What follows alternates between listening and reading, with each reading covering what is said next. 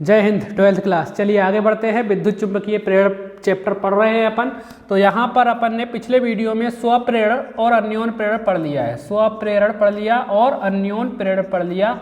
अब इन दोनों में अंतर पढ़ लेंगे, स्वप्रेरण और अन्योन प्रेरण में अंतर। चलिए सुनिए। तो पहले तो परिभाषा लिख देंगे। स्वप्रेरण में पहला पॉइंट, स्वप्रेरण में लिखेंगे कि जब किसी कुंडली में प्रवाहित होने वाली विद्युत धारा के मान में परिवर्तन किया जाता है तो उस कुंडली में से बद्ध चुंबकीय फ्लक्स में परिवर्तन हो जाता है, जिससे उसमें प्रेरित विद्युत धारा प्रवाहित होने लगती है। इस घटना को स्वप्रेरण कहा जाता है। दूसरा इसमें पहला पॉइंट अन्योन प्रेरण में जब एक कुंडली में प्रवाहित होने वाली विद्युत धारा के मान में परिवर्तन किया जाता है तो उसके पास स्थित किसी दूसरी कुंडली से बद्ध चुंबकीय फ्लक्स में परिवर्तन हो जाता है, जिससे उसमें द्वितीय कुंडली में प्रेरित विद्युत धारा प्रवाहित होने लगती है। इस घटना को अन्योन प्रेरण कहा जाता है। ठीक है, पहला के बाद दूसरा पॉइंट।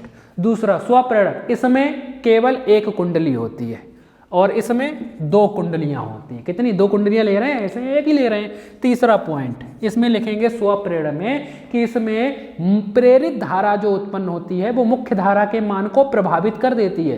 प्रेरित धारा मुख्य धारा के मान को प्रभावित करती है। क्यों? क्योंकि एक ही कुंडली के अंदर मुख्य धारा बह रही थी, उसी कुंडली के अंदर प्रेरित धारा भी बहने लगी, तो प्रेरित धारा मुख्य धारा के मान को प्रभावित करती है। इसमें प्रेरित धारा मुख्य धारा के मान को प्रभावित नहीं करती, क्योंकि प्रेरित धारा किसमें उत्पन्न हुई है? दूसरी कुंडली में। मुख्य धारा किसमें बह रही थी? प्राथमिक कुंडली में। तो ये हो गया दोनों में अंतर, स्वप्रेरण और अन्योन प्रेरण में अंतर। ठीक है, चलिए अब एक क्वेश्चन है हमारे पास, पूछ लिया जाता है एग्जाम में, आया हुआ है। क्वेश्चन कहता है कि एक लंबी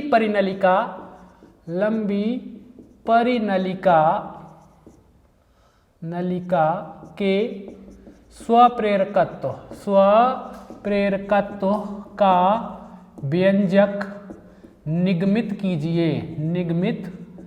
कीजिए या बोल सकता है ज्ञात कीजिए, तथा इसे प्रभावित करने वाले कारक लिखिए। इसे प्रभावित करने वाले कारक लिखिए। ठीक है, क्वेश्चन कहेगा एक लंबी परिनलिका के स्वप्रेरकत्व का व्यंजक ज्ञात कीजिए या निगमित कीजिए तथा इसे प्रभावित करने वाले कारक लिखिए। चलिए, स्वप्रेरकत्व या स्वप्रेरण गुणांक एल का मान निकालना है, एल का व्यंजक निकालना है अपने को। चलिए देखिए, परिनलिका है, किसी भी प्लेट पर ये तारों को लपेट कर बनाई जाएगी। ये हमारे पास परिनलिका है, एक लंबी परिनलिका जिसकी लंबाई अपन स्मॉल एल मान रहे हैं, स्मॉल एल मान रहे हैं। और इसके अनुप्रस्थ काट का क्षेत्रफल देखने पर, एक सिरे को सामने से देखने पर उसका अनुप्रस्थ काट का क्षेत्रफल मान लीजिए कैपिटल ए मान रहे हैं।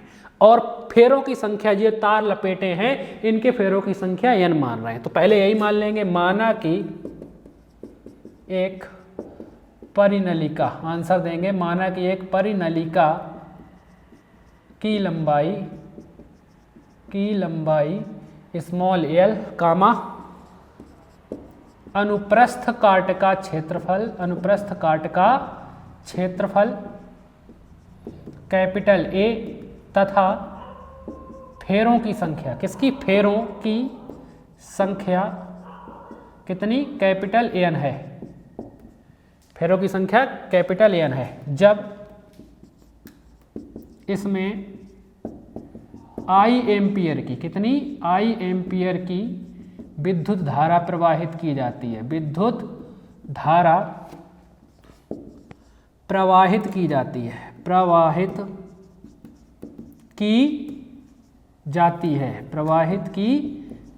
है, तब कुंडली के या परिनलिका के केंद्र पर उत्पन्न चुंबकीय क्षेत्र की तीव्रता। चलिए देखिए, नया सूत्र है, आपको याद रखना पड़ेगा। B बराबर म्यू 0 ANI बटे में L।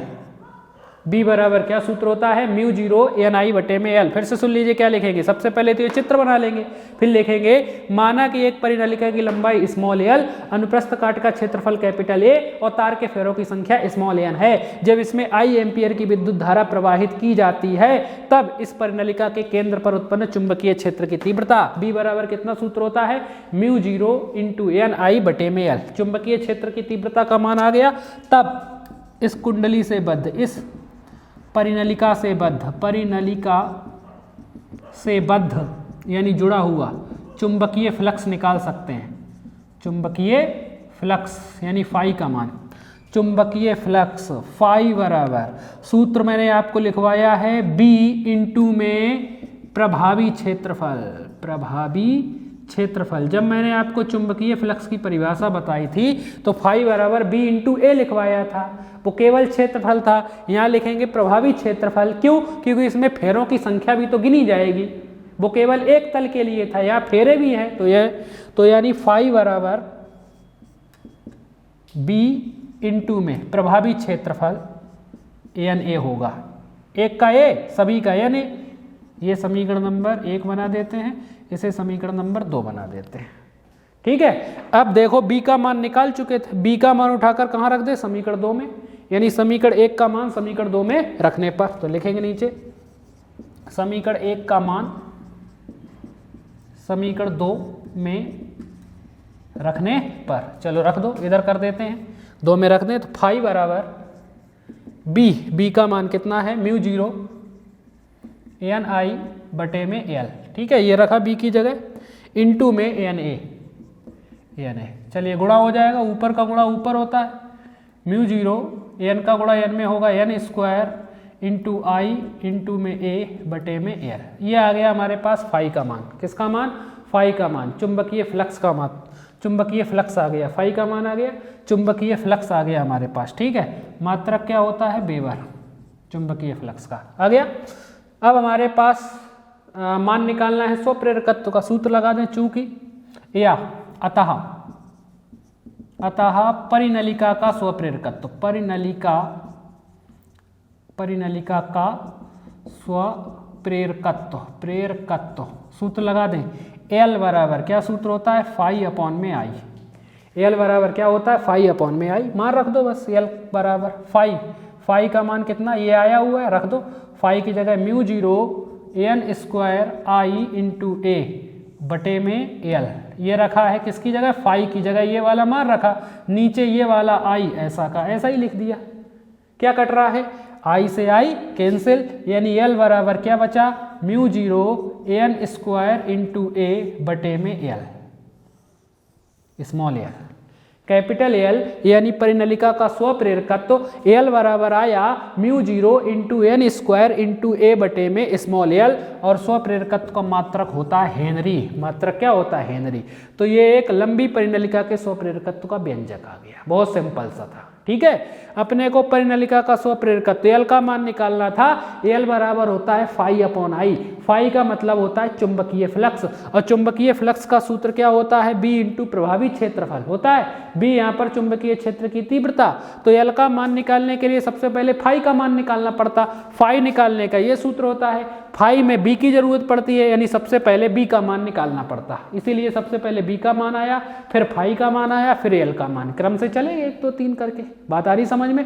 फिर से सुन लीजिए क्या लिखेंगे, माना कि एक लंबी परिनलिका की लंबाई, या माना कि एक परिनलिका की लंबाई स्मॉल एल, अनुप्रस्थ काट का क्षेत्रफल कैपिटल ए और फेरों की संख्या कैपिटल एन है। जब इसमें आई एम्पियर की विद्युत धारा प्रवाहित की जाती है तब परिनलिका के केंद्र पर उत्पन्न चुंबकीय क्षेत्र की तीव्रता, ये सूत्र याद करना है बी का, बी बराबर म्यू जीरो एन आई बटे में एल होता है, एन फेरों की संख्या, आई प्रवाहित होने वाली विद्युत धारा, एल परिनलिका की लंबाई है, समीकरण नंबर 1। बी का मान आ गया। अब फ्लक्स निकाल सकते हैं, क्योंकि फ्लक्स बराबर चुंबकीय फ्लक्स बराबर बी इंटू ए पहले लिख चुके हैं अपन पहली क्लास में। तब इस परिनलिका से बद्ध चुंबकीय फ्लक्स फाई बराबर बी इंटू प्रभावी क्षेत्रफल होगा, क्योंकि अब फेरों की संख्या भी लिखी जाएगी, यानी फाई बराबर बी इंटू प्रभावी क्षेत्रफल का मतलब एन ए, यानी मिला के पढ़े तो फाई बराबर बी एन ए, यही है ना, सब गुणा में है। बी का मान आया था समीकरण 1 का मान समीकरण 2 में रखने, फाई बराबर बी की जगह ये वाला पूरा मान रखा अपन ने इंटू में एन ए, फाई बराबर इसका गुणा उसमें हुआ म्यू जीरो एन का गुणा एन में N square I into A बटे में एल, मात्रक होता है बेबर आ गया, एफ आई का मान आ गया, स्वप्रेरकत्व निकाल सकते हैं। अतः परिनलिका का स्वप्रेरकत्व एल बराबर फाई अपॉन आई, तो एल बराबर फाई का मान ये वाला उठा के रखा, म्यू जीरो एन स्क्वायर आई बटे में एल, नीचे ये आई ऐसा का ऐसा ही, आई से आई कैंसिल, यानी कैपिटल एल बराबर आया mu zero N square into A बटे में स्मॉल एल, मात्रक होता है हेनरी। तो ये हो गया व्यंजक। अब क्वेश्चन कह रहा है इसे यानी परिनलिका के स्वप्रेरकत्व को प्रभावित करने वाले कारक, तो नीचे लिखेंगे परिनलिका के स्वप्रेरकत्व को निम्नलिखित कारक प्रभावित करते हैं। इस परिनलिका के स्वप्रेरकत्व को निम्नलिखित कारक प्रभावित करते हैं। यहीं से सूत्र में जो आए हैं वही देखो, वो ही लिखेंगे सूत्र में जो आए हुए हैं, जो आपको दिख रहे हैं ना सूत्र में, वही देखिए तो क्या क्या दिख रहा है इसमें। यहाँ पर पहला कारक हेडिंग डालेंगे अपन, यहाँ बता देता हूं मैं आपको। पहला कारक कौन दिख रहा है? एन। एन का मतलब है फेरों की संख्या, तार के फेरों की संख्या। पहली हेडिंग डालेंगे ये, तार के फेरों की संख्या कैपिटल एन। इसमें देखिए ऊपर ही है, जो चीजें ऊपर होती हैं वो समानुपात में होती हैं, तो इसमें लिखेंगे तार के फेरों की संख्या। ये हेडिंग डालने में लिखेंगे कि एक लंबी परिनलिका का स्वप्रेरकत्व तार के फेरों की संख्या के समानुपाती होता है। ऊपर वाली चीजें समानुपात में, तो लंबी परिनलिका का स्वप्रेरकत्व तार के फेरों की संख्या के समानुपाती होता है, अर्थात तार के फेरों की संख्या बढ़ाने पर परिनलिका का स्वप्रेरकत्व बढ़ जाता है। हो गया पहला। दूसरा देखो ए दिख रहा है, ए है अनुप्रस्थ काट का क्षेत्रफल। अनुप्रस्थ काट का क्षेत्रफल, ये हेडिंग डालेंगे कैपिटल ए, अनुप्रस्थ काट का क्षेत्रफल कैपिटल ए। ठीक है, तो देखिए ये भी समानुपात में है, तो लिखेंगे लंबी परिनलिका का स्वप्रेरकत्व अनुप्रस्थ काट के क्षेत्रफल के समानुपाती होता है, अर्थात अनुप्रस्थ काट का क्षेत्रफल बढ़ाने पर परिनलिका का स्वप्रेरकत्व बढ़ जाता है। ठीक है। तीसरा देखिए म्यू जीरो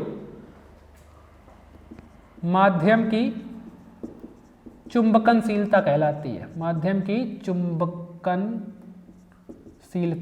चुंबकनशीलता म्यू जीरो, तो ये भी समानुपात में है। ये भी किस में है? समानुपात में। समानुपात में है कि नहीं? ऊपर ही है। तो अब नीचे लिखेंगे कि वायु के अलावा दूसरा माध्यम रहने पर, या लिखेंगे किसी परिनलिका का स्वप्रेरकत्व उसके माध्यम की चुंबकनशीलता के समानुपाती होता है, ऐसा लिख देंगे। या वायु के अलावा कोई अन्य माध्यम लेने पर परिनलिका का स्वप्रेरकत्व बढ़ जाता है। ठीक है। नीचे देखिए लंबाई है परिनलिका की लंबाई,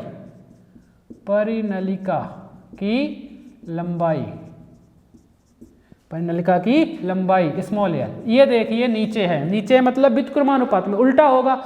एल बढ़ाओगे स्मॉल एल, लंबाई बढ़ाओगे तो स्वप्रेरकत्व का मान घट जाएगा। तो नीचे लिखेंगे इसमें कि एक लंबी परिनलिका का स्वप्रेरकत्व परिनलिका की लंबाई के व्युत्क्रमानुपाती होता है, अर्थात लंबाई बढ़ाने पर स्वप्रेरकत्व का मान कम हो जाता है, घट जाता है। ठीक है। तो ये हो गए इसे प्रभावित करने वाले कारक, 4 कारक। ठीक है। अब इसी जैसा एक और क्वेश्चन है। क्वेश्चन कहता है कि एक वृत्ताकार कुंडली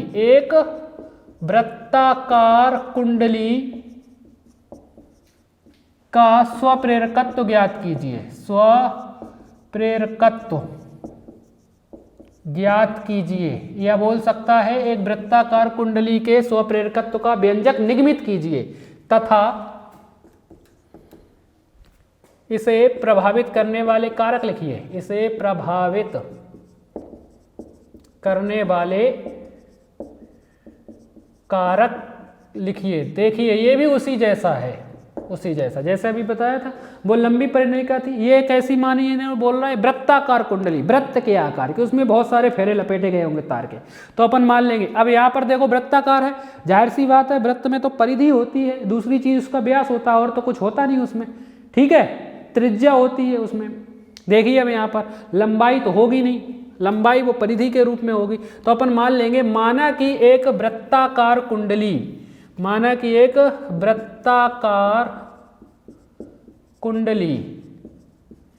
की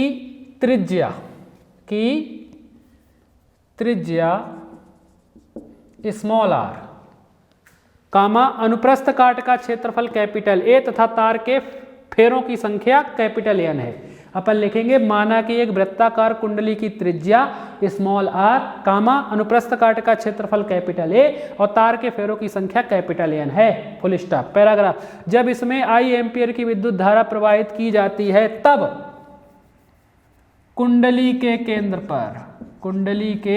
केंद्र पर उत्पन्न चुंबकीय क्षेत्र की तीव्रता B बराबर क्या हो जाएगा, μ0 N I बटे, अब यहाँ लंबाई नहीं होगी, यहाँ लंबाई ले लेगी, लंबाई की जगह लिखा जाएगा व्यास, क्योंकि व्यास उसमें लंबाई का काम करेगा। व्यास का सूत्र क्या होता है, त्रिज्या का दुगुना व्यास कहलाता ना, 2r, व्यास बराबर 2 × त्रिज्या हो गया। तब इसके लिए चुंबकीय क्षेत्र की तीव्रता का ये सूत्र याद रखना, लंबाई नहीं, नीचे लेना है व्यास, तो B बराबर μ0 N I बटे में 2r, समीकरण नंबर 1 आ गया B का मान। तब निकाल सकते, तब इस कुंडली से बद्ध चुंबकीय फ्लक्स फाई बराबर B इंटू प्रभावी क्षेत्रफल, फाई बराबर B, प्रभावी क्षेत्रफल का मतलब उसमें फेरों की संख्या यानी भी आ जाएगा। समीकरण नंबर 2, समीकरण 1 में B का मान आ चुका था, तो समीकरण 1 का मान समीकरण 2 में रखने पर, चलिए रख देते हैं समीकरण नंबर 1 में, चलो देख लो, तो यहाँ पर देख लो, तो फाई बराबर B का मान कितना, μ0 Ni बटे में 2r हो गया है, इनटू में प्रभावी क्षेत्रफल यानी Na है हमारे पास, Na। चलिए, तो फाई बराबर ऊपर का गुणा ऊपर μ0 N² into I into A बटे में 2r, मात्रक होता है बेवर। समीकरण नंबर मत बनाओ, समीकरण बना चुके। अतः वृत्ताकार कुंडली का स्वप्रेरकत्व निकाल सकते हैं, कोई दिक्कत नहीं। L बराबर सूत्र होता है फाई अपॉन में I। चलिए मान रख दें, तो L बराबर फाई का मान कितना, μ0 N² into I into A बटे में 2r, ये रखा फाई की जगह, नीचे ये I ऐसा का ऐसा ही, I से I कैंसिल, L बराबर आया μ0 N² इंटू A बटे में 2r।